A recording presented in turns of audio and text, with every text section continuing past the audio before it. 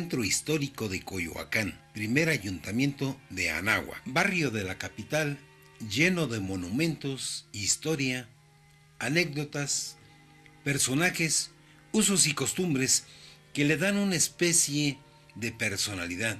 Coyoacán, cabecera del Marquesado del Valle de Oaxaca, a partir del 6 de julio de 1529 y el 24 de julio de 1561, recibe de Felipe II su escudo de armas.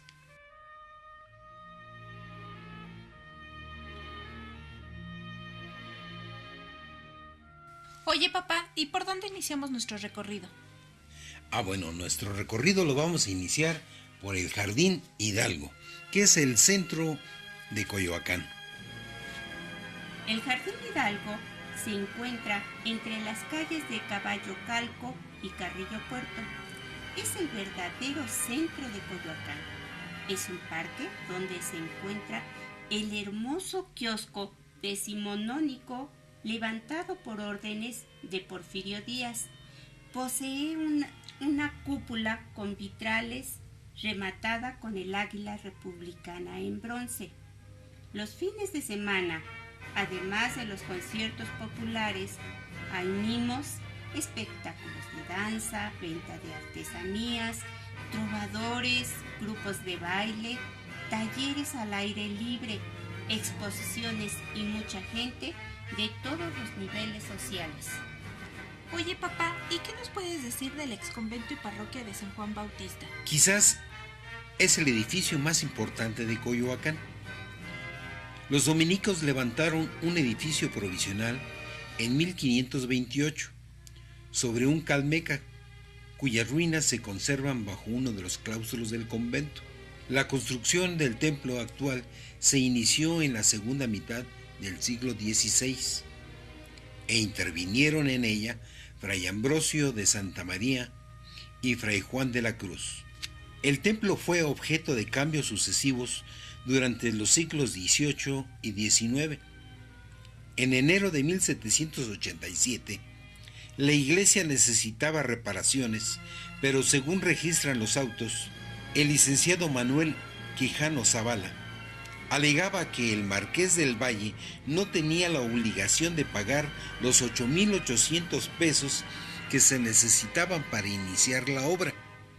Por ello, en 1789, el director de arquitectura de la Academia de San Carlos, don Antonio González Velázquez, realizó un presupuesto de reparación del templo en 21,728 pesos y el tiempo de la obra en 2 años. La planta arquitectónica del templo fue originalmente de tipo basilical, modificada a principios del siglo XX.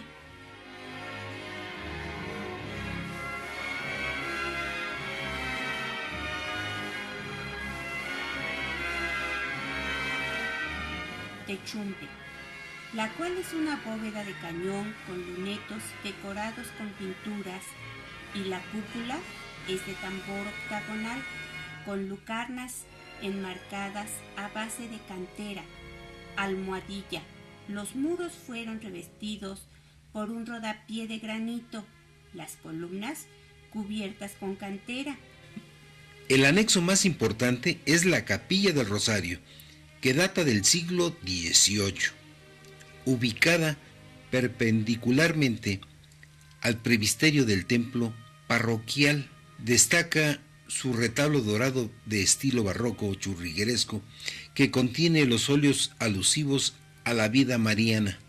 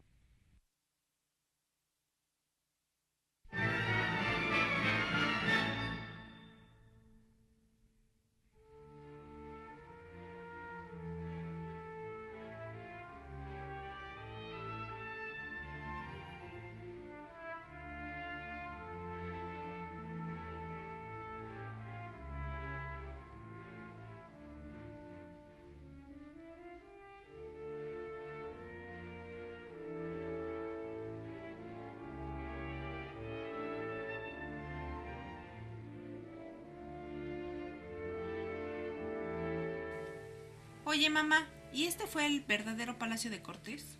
No, Yasmín, se le llama Palacio de Cortés, pero el conquistador jamás vivió en esta casa, pues es una edificación posterior, levantada en el siglo XVIII, hacia 1755, por órdenes de la familia Pignatelli, duques de Terranova y Monteleone, últimos descendientes de Cortés.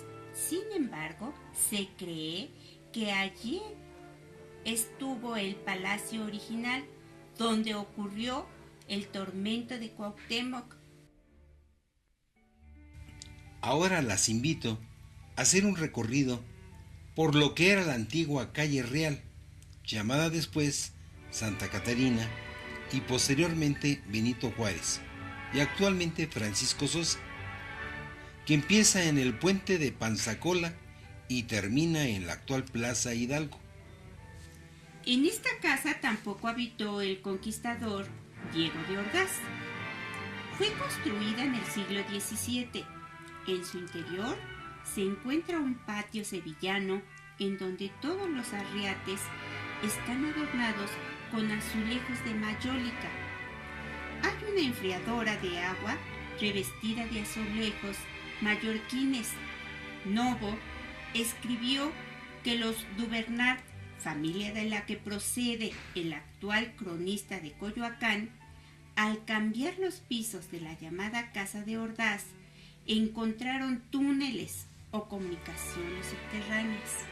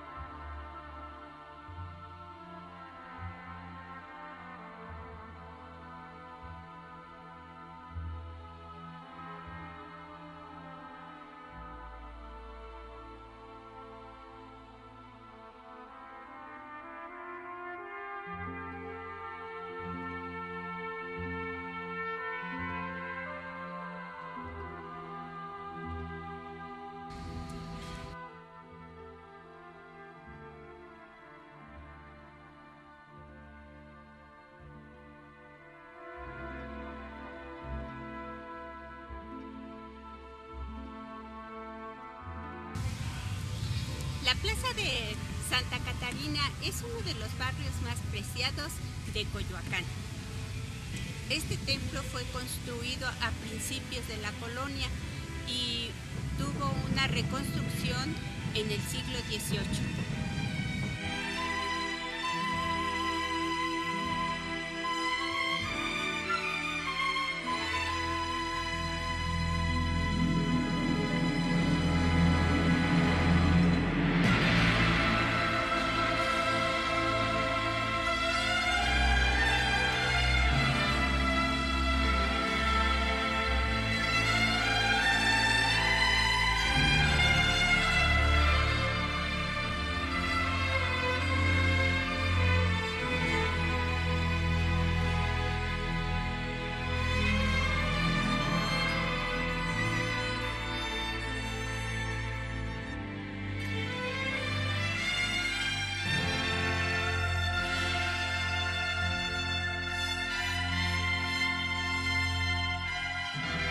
Frente a esta plaza se encuentra la Casa de la Cultura Jesús Reyes Heroles.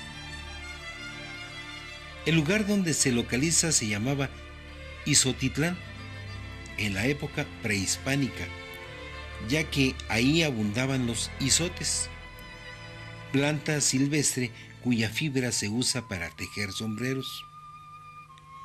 La construcción data del siglo XVIII y fue casa de Juan de Luna Celis, quien tenía allí una fábrica de papel.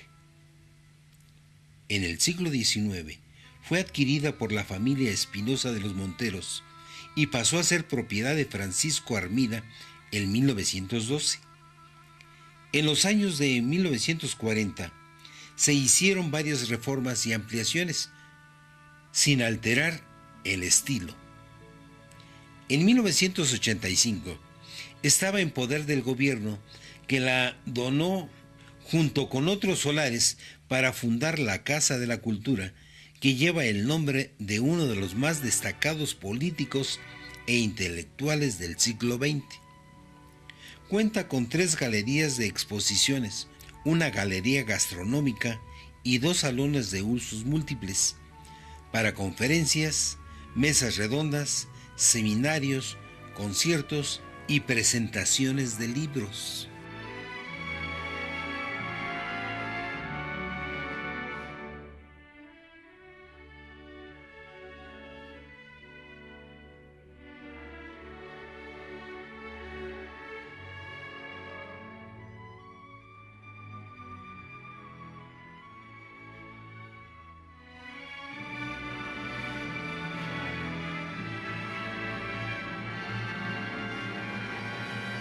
Después de caminar, por fin llegamos a la capilla de San Antonio Panzacola, que se encuentra ubicada en la Avenida Universidad y Francisco Sosa.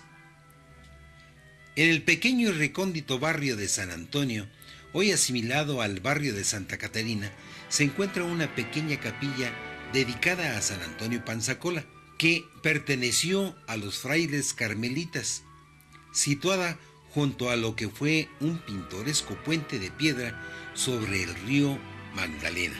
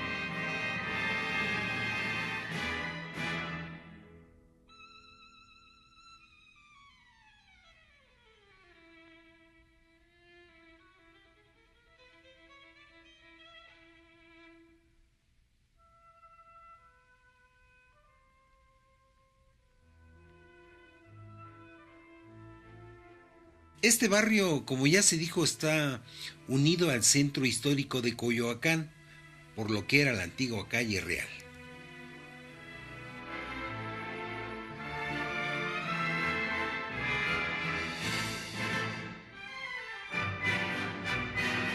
A unos cuantos metros de la capilla de San Antonio Panzacola se encuentra el Altillo, ubicada en la Avenida Universidad, Francisco Sosa y Miguel Ángel de Quevedo.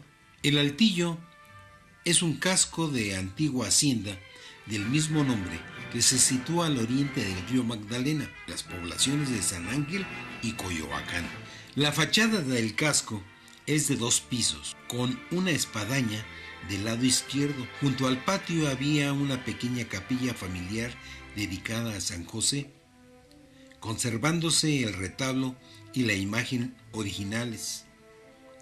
En 1951, doña Elena Piña Aguayo viuda de Sánchez Gavito, donó el casco y partes de los terrenos de la hacienda a la Congregación de los Misioneros del Espíritu Santo, y entre los años de 1955 y 1956 se construyó junto al casco una capilla diseñada por los arquitectos Enrique de la Mora y el ingeniero Fernando López Carmona, donde se da cita lo más refinado de la sociedad coyoacanense.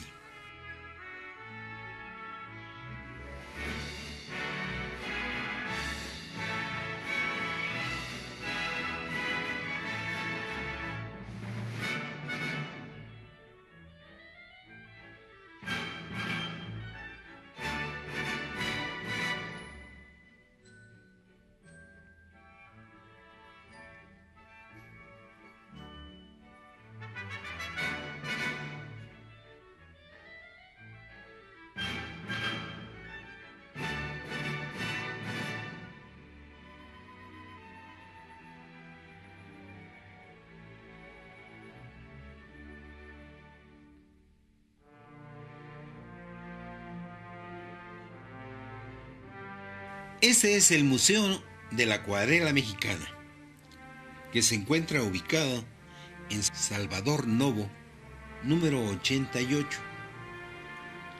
El Museo Nacional de la Acuarela Alfredo Guati Rojo fue fundado en el año de 1967 por el maestro Rojo, dedicado durante más de 40 años a la enseñanza y difusión de la acuarela, tanto en México como en el extranjero.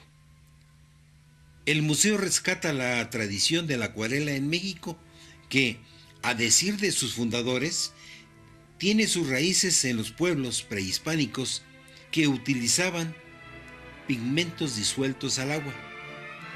En cualquier caso, el museo, a través de sus cursos y talleres, fomenta este difícil y colorido oficio.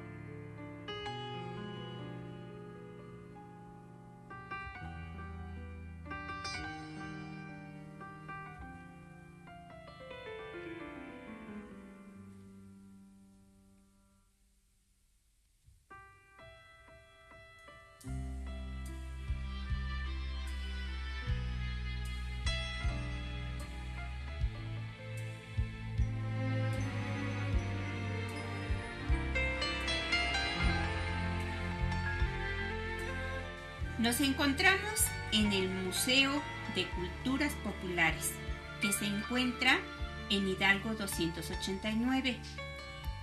Fue fundado en 1983 por el maestro Guillermo Bonfil.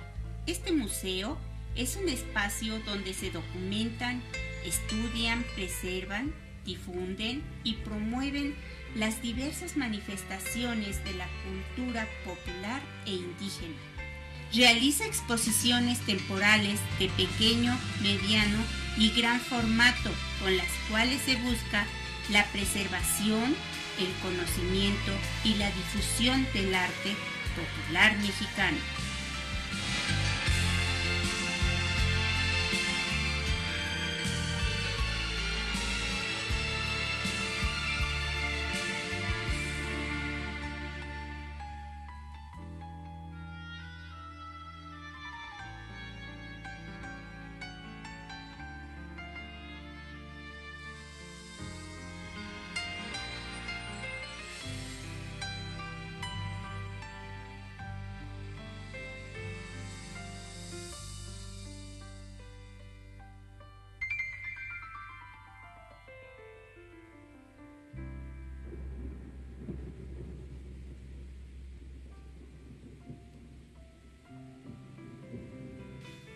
En este momento hay una exposición de la cultura china.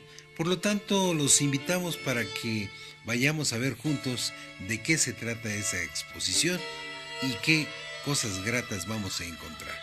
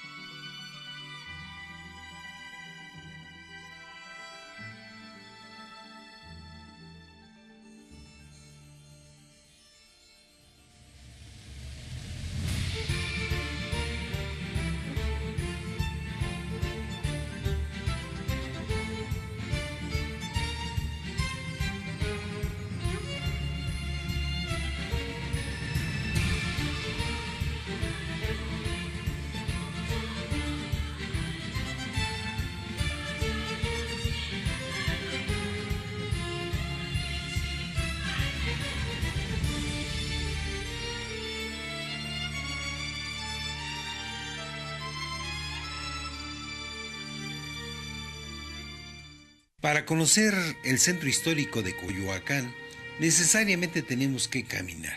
Y así llegamos a la Capilla de la Conchita, que se encuentra en Vallarta, entre Fernández Leal y Presidente Carranza. En la Plaza de la Conchita se encuentra lo que fue probablemente el primer edificio cristiano de la ciudad, o más precisamente, allí estuvo ese edificio. Pero el cronista de Coyoacán asegura que se trata de una reedificación del siglo XVIII, debido a su portada trabajada en tequitaqui, un arte llevado a cabo por los indígenas que reproducían el arte barroco con elementos autóctonos. La fachada parece un trabajo de deshilado elaborado en piedra, una suerte de mantel pétreo y profuso en detalles que el viento no puede mover. Arriba de la entrada se ve un sol y una luna. El edificio original fue mandado a hacer por el propio Cortés, quien eligió este sitio porque muy cerca brotaban los manantiales que surtieron de agua y porque, en palabras del historiador José Lorenzo Cosío, allí estuvo el teocalli de Coyoacán.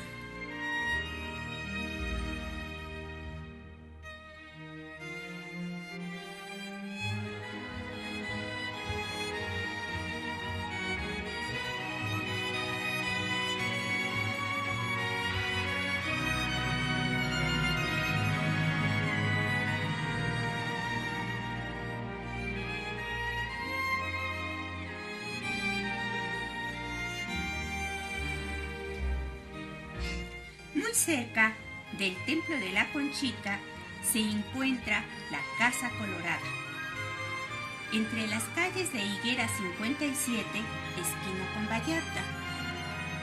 En otro de esos mitos de los que está lleno Coyoacán, se dice que en la Casa Colorada vivió la Malinche.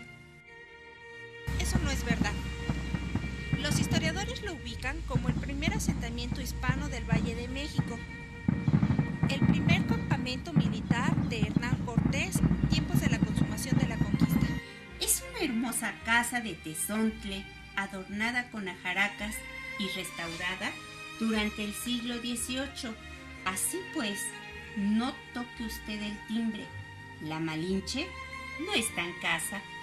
Casi contra esquina de la llamada Casa de la Malinche se encuentra la Casa de los Camilos, que está ubicada en Fernández Leal y Pacífico.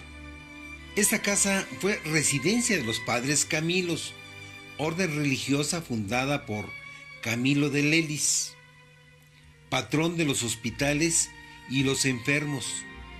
La casa fue construida en el siglo XVII, ubicada sobre el antiguo Camino Real de Coyoacán a Oaxaca, para descanso de los viajeros y como hospicio de los desamparados. Es notable su pequeño portal construido en piedra negra. Actualmente funciona como un AA.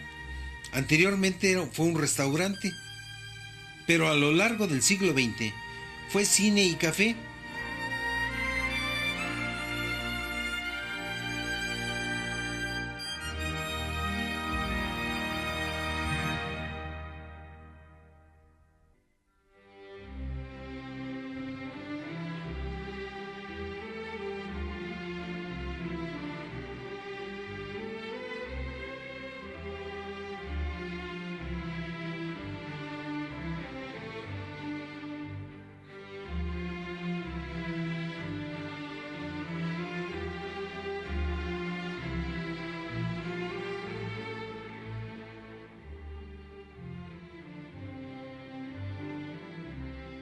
A través de las calles de Coyoacán, llegamos a la famosa Casa Azul, que se encuentra ubicada en Londres 247, esquina con Allende. En 1904, Guillermo Kahlo comenzó la construcción de su casa en un terreno adquirido de los carmelitas, que formó parte de la Hacienda del Carmen, en la llamada Casa Azul. Por el color utilizado en la fachada, nació Frida Kahlo en 1907, y esa casa se convirtió en refugio, cárcel y habitación, pues a partir de 1918, año en que se le diagnostica polio, se ve obligada a permanecer largas temporadas en esa casa. Como ven, en la casa hay una pirámide escalonada, un espejo de agua y un cielo raso diseñado por Mardoño Magaña, una decoración en mosaico de piedras naturales. Frida murió en el piso superior de esta casa el 13 de julio de 1954, a la edad de 47 años.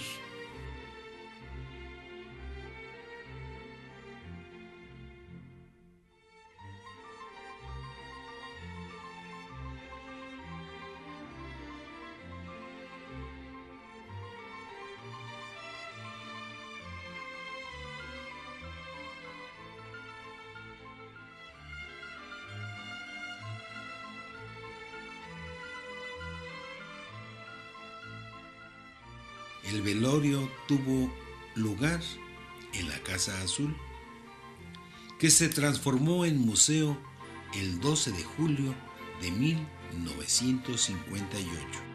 Un lugar importante fuera del centro histórico de Coyoacán es Churubusco, que significa lugar o en el templo de Huitzilopochtli. Los primeros hermanos menores establecieron un conventillo que en 1580 pasó a manos de los dieguinos, recién llegados al país. Estos levantaron una pobre casa y dos capillas pequeñas, pero gracias a la munificencia del matrimonio Castillo, en 1678, pudieron inaugurar cómoda residencia y suntuoso templo. En 1776, se colocó el altar churrigueresco dedicado a Nuestra Señora de Guadalupe, y en 1808 se completó la rica decoración de azulejos que exorna la mayoría de las dependencias. El 20 de agosto de 1847, este convento fue el escenario de una enconada batalla contra los norteamericanos. Reparado en parte, el templo volvió a abrirse al culto. En 1861, los religiosos fueron exclaustrados. En 1920, el edificio se destinó a la guarda y exhibición de objetos coloniales. Y en 1981 se instaló allí el Museo de las Intervenciones. En nuestra visita nos encontramos que mensualmente hay un personaje que narra lo que él vivió durante la intervención que corresponde en esta ocasión a la intervención americana, por lo que con una cámara un tanto escondida pudimos hacer una filmación de manera clandestina. Por eso no están debidamente encuadradas las imágenes, pero podemos gozar de ellas. Y con ello damos por terminado nuestro recorrido por el centro histórico de Como pueden ver, Coyoacán. yo no era ningún vecino de Churubusco, ni tampoco vivía acá en el convento como monje, no. Yo soy irlandés de buena cepa, católico mayor detalle. Yo nací en la vieja Irlanda, la Isla Verde. Solo que nací en momentos muy difíciles, de hambruna, de escasez, y sobre todo teníamos un problema: los malditos casacas rojas. Los soldados de su majestad, el rey de Inglaterra, estaban invadiendo nuestra isla. Así que por eso, yo y muchos otros, decidimos partir rumbo a América. Tomamos un barco y nos fuimos para allá en busca de fortuna. Y bueno, si no de fortuna, al menos de la fortuna de tener una parcelita donde echar unos maicitos, unos frijolitos, unas calabacitas, tener una vaquita, hacer una hacienda. ¿Y todo para qué? Para traer a mi prometida, Shiny. Shiny. Casi puedo verla todavía. Con su piel nacarada, blanca, sus pecas cubriéndole esa nariz tan finita que tenía, unos ojos azules, profundos, un cabello rojo, fuego. ¡Ah! Irlandés al fin y al cabo. No me he presentado. Mi nombre es... Bueno, en realidad es ahí donde empieza toda la historia. Los libros me conocen como John O'Reilly. Capitán John O'Reilly, líder del batallón San Patricio. Sí saben quiénes fueron los del batallón San Patricio, ¿verdad? Sí. Bueno, los que no sepan, no se preocupen, ya se van a enterar. Y los que ya saben, se van a enterar de algunas cosas nuevas también. Lo que sí les voy a decir es que el batallón San Patricio dio un ejemplo muy importante. Un ejemplo trascendental para momentos tan difíciles como los que estamos. Yo cuando llegué a Nueva York, escuchaba una palabra, todo el mundo hablaba, yo no entendía muy bien de qué se trataba, pero todo el mundo decía Texas por aquí, Texas por allá, Texas, Texas.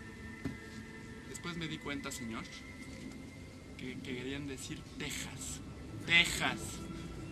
Texas, que por entonces era uno de los territorios más al norte de México.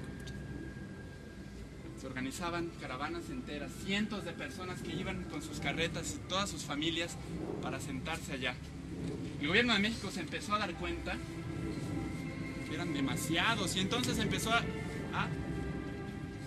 llamarnos a nosotros, los irlandeses, para que fuéramos a colonizar la zona. Usted puede pensar que a lo mejor es algo muy chistoso que vayan y traigan por otros extranjeros para colonizar una zona porque hay otros extranjeros que están colonizando, pero lo que pasa es que nosotros somos católicos como los mexicanos, por eso nos confiaban más. Que nos regalaba tierras, íbamos.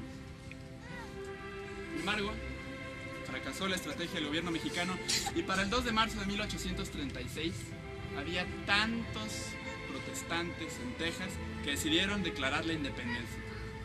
Por supuesto, a México no le gustó, pero ni tantito. Así que llamaron por el general Antonio López de Santa Anna, presidente de la República, lo pusieron frente a un ejército y lo despacharon rumbo a Texas para pacificar toda esa bola de revoltosos que querían independizar aquella zona que correspondía al gobierno del pueblo de México. Santana lo hizo muy bien al principio. Tuvimos grandes victorias militares. Sin embargo, un día lo agarraron distraído. Lo capturaron y le hicieron firmar unos tratados, los tratados de Velasco, por los cuales se otorgaba la independencia a Texas. El Congreso de México no le gustó nada. ¿Y entonces qué hicieron? Pasaron una en la que decían que ningún presidente capturado era capaz de firmar un tratado internacional válido. Y desde entonces, para México, Texas era parte de México. Está bien. Aparte, cuando llegué a Texas, en la frontera, me encontré a las tropas del general Zachary Taylor. Taylor era el general encargado por el gobierno de los Estados Unidos para venir y aplastar a esos malditos mexicanos que quieren evitar que los tejanos hagan su libre y soberana voluntad, anexarse a los Estados Unidos de Norteamérica. La defensa estaba completa. Sin embargo, no paramos ahí. Las tropas siguieron marchando al sur del río Bravo, y por esas fechas nos enteramos que otras 2 columnas del ejército americano habían invadido California y Nuevo México. Eso ya no era ninguna defensa, y no de los invadidos. Me encontraba del lado de los protestantes y no de los católicos, y por si fuera poco, me encontraba luchando del lado de los cerdos esclavistas tejanos. Yo, irlandés, amante de la libertad. Me di cuenta. Estaba peleando una guerra injusta, del lado equivocado. Fue entonces cuando decidí quitarme el uniforme de los Estados Unidos, cruzar la línea, pelear por México. Y más o menos cuando estaban por el rumbo de Chalco, ahí por la caseta de la autopista Puebla, decidieron doblar a la izquierda y rodear el lago de Chalco para entrar por Xochimilco, bajar por Tepepan y llegar hasta San Agustín de las Cuevas, Tlalpan. Sí. No, la ciudad era solo esto. Ven esta manchita roja. Porque es el centro, ¿no? El centro histórico. La ciudad que habían construido y diseñado los españoles, esa era la ciudad que existía. Había más o menos cerca, más o menos lejos, según los transportes de la época, algunos pueblillos que quedaban, pues, a menos de un día de camino. Como por ejemplo Tacubaya, San Ángel, Coyoacán, Coapa. Este que ven es Churubusco. Churubusco era un lugar estratégico. Cuando el general Santana perdió la batalla, sabía que tenía que dirigirse acá. ¿Por qué? Porque atrás de nosotros corría el río Churubusco. Sí, el río Churubusco era un río. Había agua. Y transparente, y mucha. Acá al lado teníamos la calzada de Tlalpan, que marchaba todo el rumbo hacia San Agustín de las Cuevas. De este lado, Coyoacán. Para allá, Contreras. Era un corazón estratégico. Nosotros, cuando llegó el general Santana, recibimos las órdenes del general Rincón y el general Anaya de defender la plaza por el tiempo que se pudiera. Lo que teníamos que hacer era intentar detener al ejército de los Estados Unidos para que no avanzaran hacia la ciudad. Había que darles tiempo para organizar las últimas líneas de defensa, allá por el rumbo de San Antonio, la garita del Niño Perdido. Había gente que venía marchando por la calzada de Tlalpan. Los que habían sobrevivido intentaban cruzar en el puente, que como era angostito, generaba un gran cuello de botella. Sabíamos que era una batalla muy complicada. Nosotros éramos 1500 hombres. Ellos, solo los San Patricios, éramos soldados regulares. Los demás eran batallones cívicos. ¿Se acuerdan de los polcos que les contaba? Nos habían dado cuenta que la habían regado. Vinieron acá a defender la patria con nosotros. 4 batallones cívicos y el batallón de San Patricio. 1500 hombres para detener a 6000 que venían marchando por Tlalpan y por el rumbo de Coyoacán. Aquí iba a librarse la batalla. ¡Está! ¡Qué gusto verle! Venga conmigo, por favor, general. Esta gente que ve aquí, estos son el batallón Independencia, estos son sus hombres. Usted, como planeó con el general Rincón, le recuerdo, tiene que defender el frente oriente, perdón, este que da Mexicotencatl, pues. Para allá, mire, para allá. Va a ponerlos a todos con sus rifles sobre el techo y va a dispararle a lo que venga de ese lado, ¿de acuerdo? Muy bien. Se come, ahí están sus hombres, cómelos y defiendan aquel flanco del convento, por favor. Ya todos. Y los del ejército mexicano para organizar la defensa allá adentro en la ciudad, ¿de acuerdo? Ustedes están aquí con sus rifles, listos. Muy bien. ¡San Patricio! Sí, señor.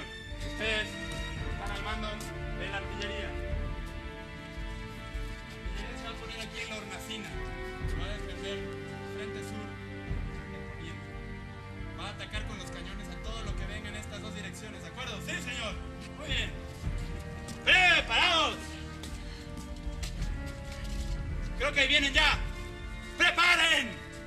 ¡Apunten! ¡Fuego! ¿Qué nadie sabe disparar un arma o qué? A ver, generales, vengan para acá los generales. General, venga para acá. Usted es el general Peñuñurri, ¿cómo está? Qué bueno, venga por este lado. Generales, ¿saben cómo se dispara un rifle? Sí, díganmelo ya, en serio. Más o menos. A ver, venga, siéntese aquí conmigo, general. Muy bien, usted agarra su rifle, ¿de acuerdo? Atrás se le pone un hombre. Se forman equipos de 2 personas. Van a preparar el rifle, les voy a enseñar cómo. Toma el rifle. No se lo apunte al ojo nomás, general. Se vuela. Pone un papelito.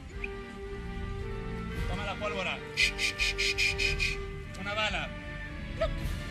Y amartilla con la varilla. ¡Pac, pac, pac, pac! ¿De acuerdo? Ya está listo para disparar. Prepara, apunta y ¡pam! Dispara. Perfecto, ya que disparó, se levanta, deja que pase el de atrás. El de atrás pasa, brinca, dispara. Ustedes están mientras tanto preparando. Dispare, ¡pam! Ya usted se preparó, perfecto. Se parece a ametralladora. Muy bien, muy bien. Y usted le toca emplearlo. ¿Cómo se emplea un cañón? Con agua, perfecto. Los cañones se calientan. Ya se calientan, queman. Y no.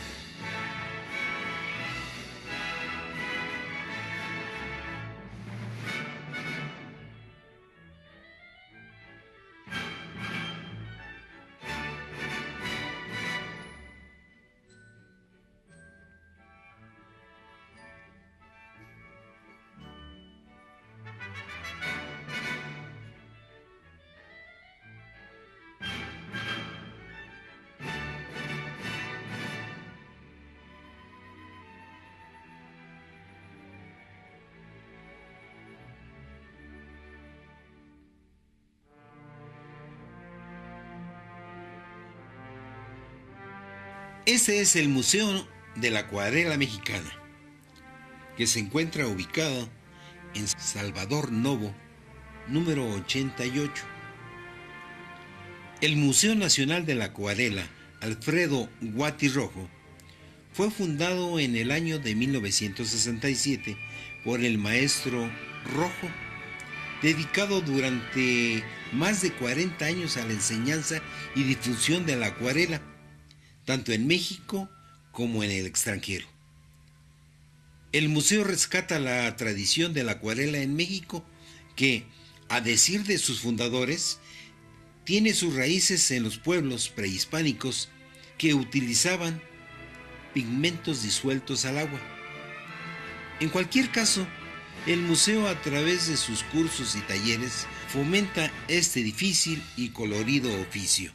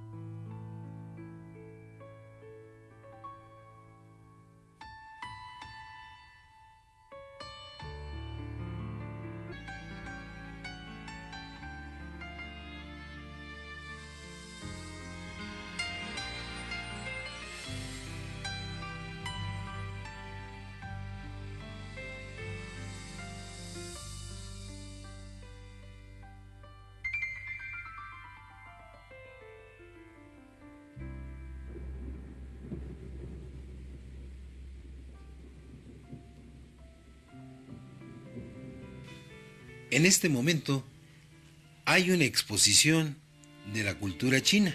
Por lo tanto, los invitamos para que vayamos a ver juntos de qué se trata esa exposición y qué cosas gratas vamos a encontrar.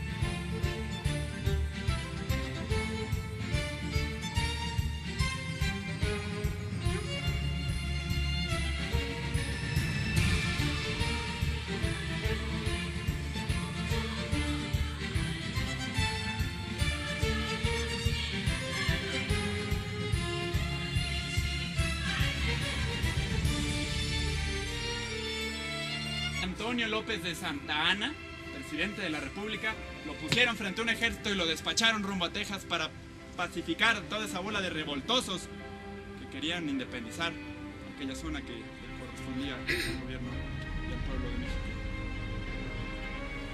Santa Anna lo hizo muy bien al principio, tuvimos grandes victorias militares. Sin embargo, un día lo agarraron distraído. Capturaron y le hicieron firmar unos tratados, los tratados de Velasco, por los cuales se otorgaba la independencia a Texas. El Congreso de México no le gustó nada, y entonces ¿qué hicieron? Pasaron una en la que decían que ningún presidente capturado era capaz de firmar un tratado internacional válido. Y desde entonces, para México, Texas era parte de México. Está bien. Aparte, cuando llegué a Texas, en la frontera, me encontré a las tropas del general Zachary Taylor. Taylor era el general encargado por el gobierno de los Estados Unidos para venir y aplastar a esos malditos mexicanos que quieren evitar que los tejanos hagan su libre y soberana voluntad, anexarse a los Estados Unidos de Norteamérica. La defensa estaba completa. Sin embargo, no paramos ahí. Las tropas siguieron marchando al sur del río Bravo, y por esas fechas nos enteramos que otras dos columnas del ejército americano habían invadido California y Nuevo México. Eso ya no era ninguna defensa, y no de los invadidos. Me encontraba del lado de los protestantes y no de los católicos, y por si fuera poco, me encontraba luchando del lado de los cerdos esclavistas tejanos. Yo, irlandés, amante de la libertad. Me di cuenta. Estaba peleando una guerra injusta, del lado equivocado. Fue entonces cuando decidí quitarme el uniforme de los Estados Unidos, cruzar la línea, pelear por México. Y más o menos cuando estaban por el rumbo de Chalco, ahí por la caseta de la autopista Puebla, decidieron doblar a la izquierda y rodear el lago de Chalco para entrar por Xochimilco, bajar por Tepepan y llegar hasta San Agustín de las Cuevas, Tlalpan. Sí. No, la ciudad era solo esto. Ven esta manchita roja. Este es el centro, ¿no? El centro histórico. La ciudad que habían construido y diseñado los españoles, esa era la ciudad que existía. Había más o menos cerca, más o menos lejos, según los transportes de la época, algunos pueblillos que quedaban pues a menos de un día de camino, como por ejemplo Tacubaya, San Juan, San Ángel, Coyoacán, Coapa. Este que ven es Churubusco. Churubusco era un lugar estratégico.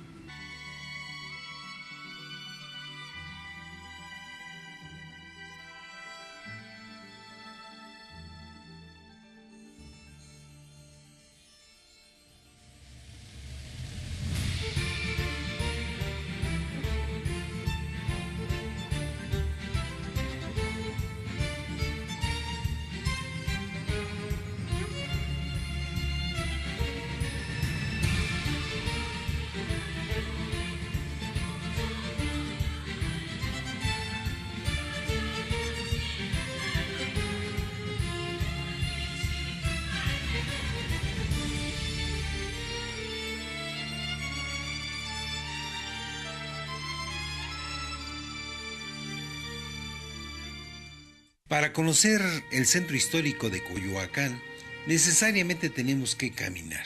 Y así llegamos a la Capilla de la Conchita, que se encuentra en Vallarta, entre Fernández Leal y Presidente Carranza. En la Plaza de la Conchita se encuentra lo que fue probablemente el primer edificio cristiano de la ciudad, o más precisamente, allí estuvo ese edificio.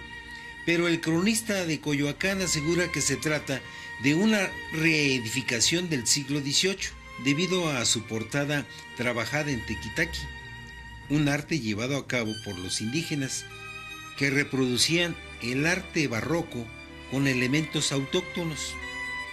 La fachada parece un trabajo de deshilado elaborado en piedra, una suerte de mantel pétreo y profuso en detalles que el viento no puede mover. Arriba de la entrada se ve un sol y una luna. El edificio original fue mandado a hacer por el propio Cortés, quien eligió este sitio porque muy cerca brotaban los manantiales que surtieron de agua y porque, en palabras del historiador José Lorenzo Cosío, allí estuvo el Teocalli de Coyoacán.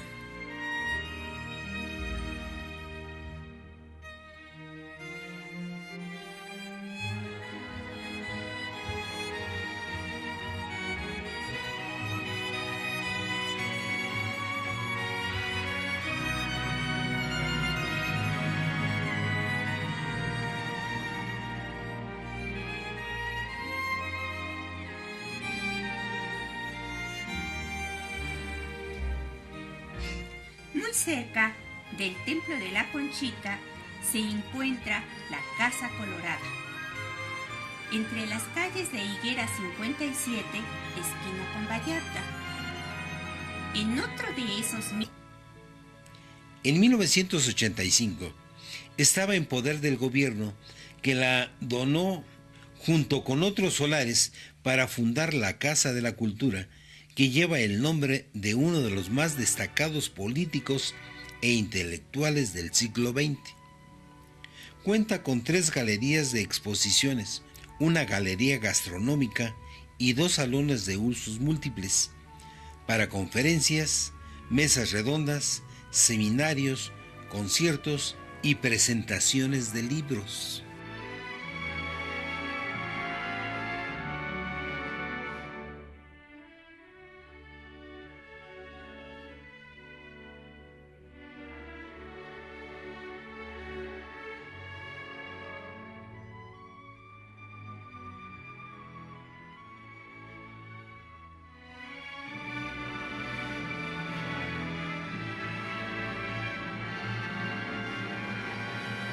Después de caminar, por fin llegamos a la capilla de San Antonio Panzacola, que se encuentra ubicada en la Avenida Universidad y Francisco Sosa.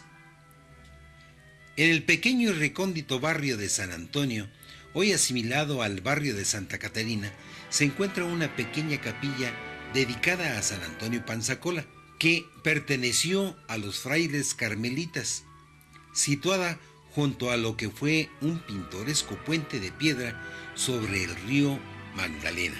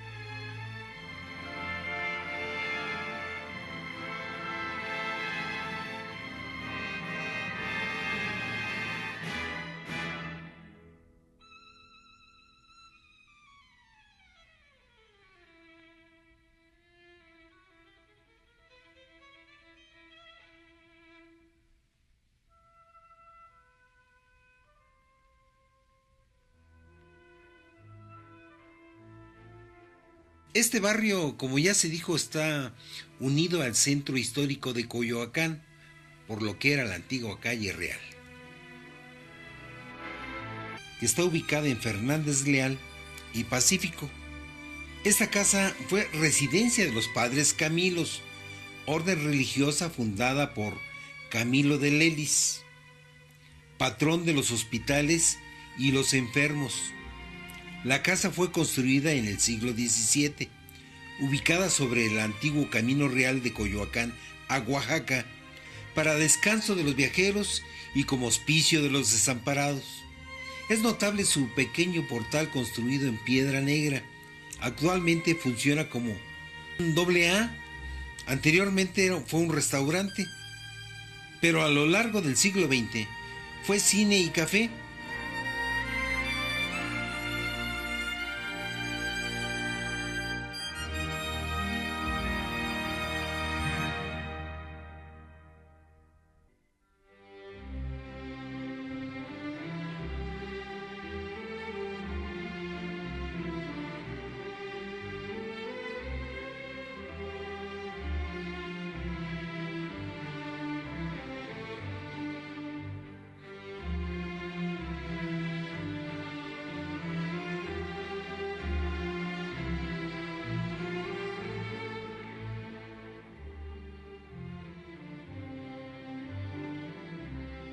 A través de las calles de Coyoacán, llegamos a la famosa Casa Azul, que se encuentra ubicada en Londres 247, esquina con Allende. En 1904, Guillermo Calo comenzó la construcción de su casa en un terreno adquirido de los carmelitas, que formó parte de la Hacienda del Carmen, en la llamada Casa Azul. Por el color utilizado en la fachada, nació Frida Kahlo en 1907, y esa casa se convirtió en refugio, cárcel y habitación, pues a partir de 1918, año en que se le diagnostica polio, se ve obligada a permanecer largas temporadas en esa casa. Como ven, en la casa hay una pirámide escalonada, un espejo de agua y un cielo raso diseñado por Mardoño Magaña, una decoración en mosaico de piedras naturales. Frida murió en el piso superior de esta casa el 13 de julio de 1954, a la edad de 47 años.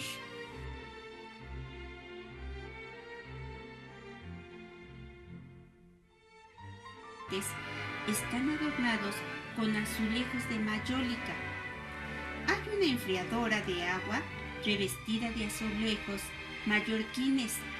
Novo escribió que los Duvernat, familia de la que procede el actual cronista de Coyoacán, al cambiar los pisos de la llamada Casa de Ordaz, encontraron túneles o comunicaciones subterráneas.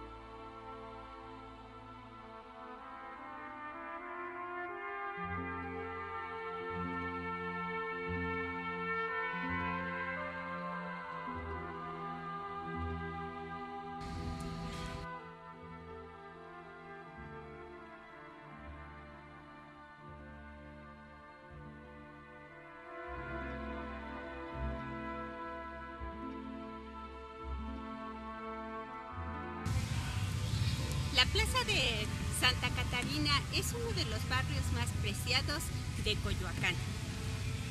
Este templo fue construido a principios de la colonia y tuvo una reconstrucción en el siglo XVIII.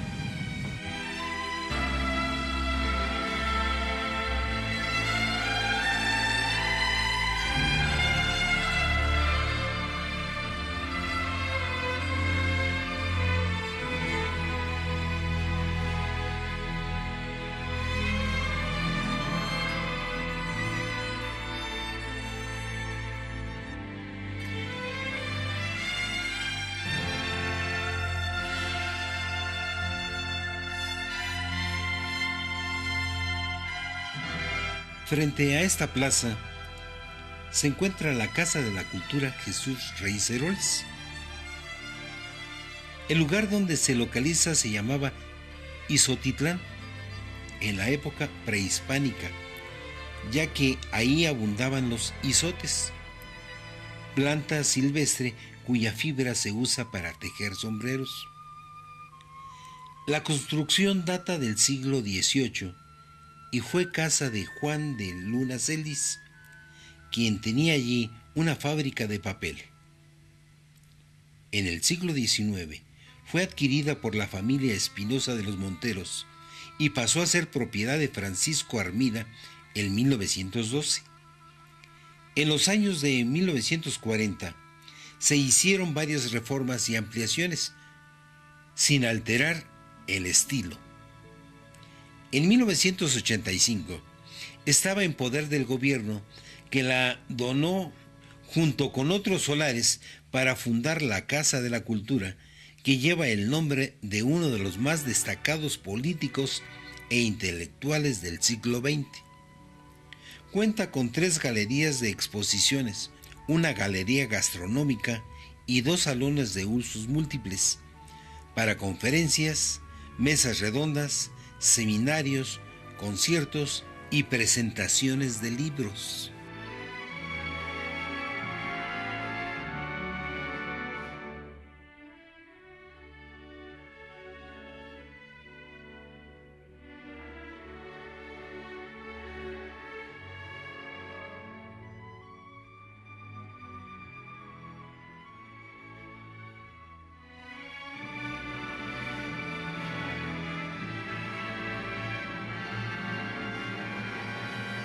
Después de caminar, por fin llegamos a la capilla de San Antonio Panzacola, que se encuentra ubicada en la Avenida Universidad y Francisco Sosa.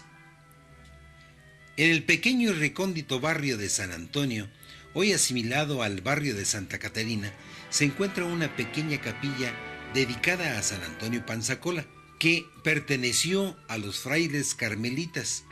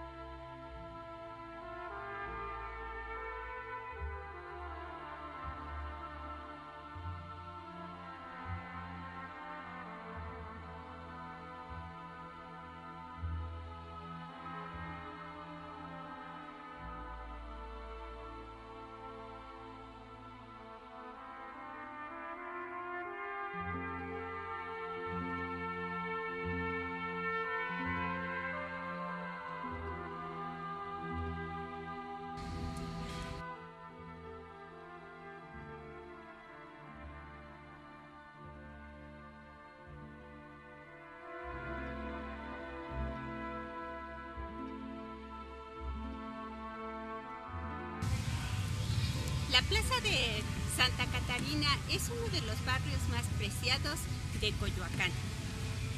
Este templo fue construido a principios de la colonia y tuvo una reconstrucción en el siglo XVIII.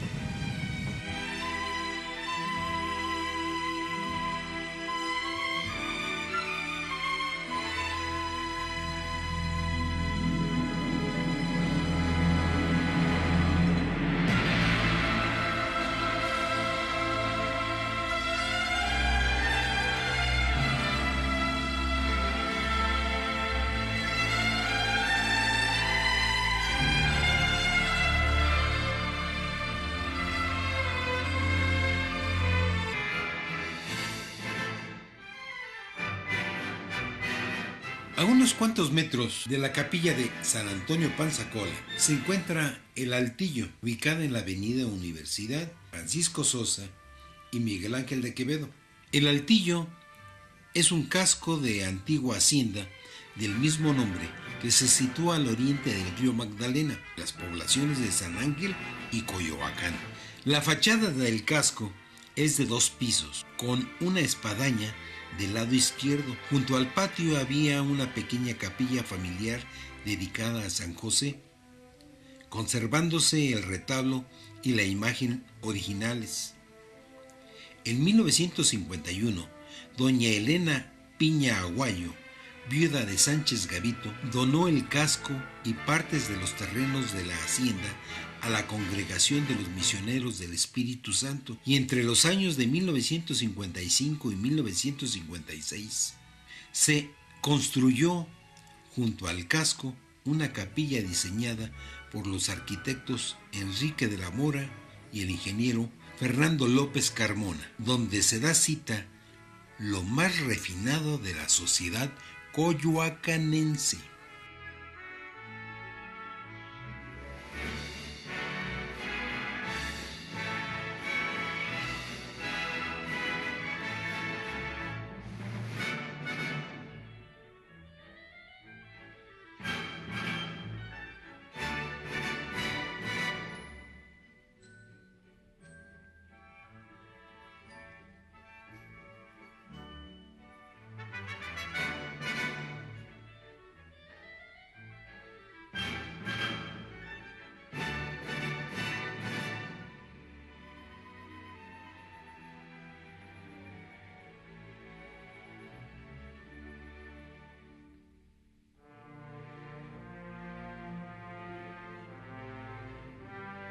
Este es el Museo de la Acuarela Mexicana, que se encuentra ubicado en Salvador Novo, número 88. El Museo Nacional de la Acuarela Alfredo Guati Rojo fue fundado en el año de 1967 por el maestro Rojo, dedicado durante más de 40 años a la enseñanza y difusión de la acuarela, tanto en México como en el extranjero. El museo rescata la tradición de la acuarela en México, que, a decir de sus fundadores, tiene sus raíces en los pueblos prehispánicos que utilizaban pigmentos disueltos al agua.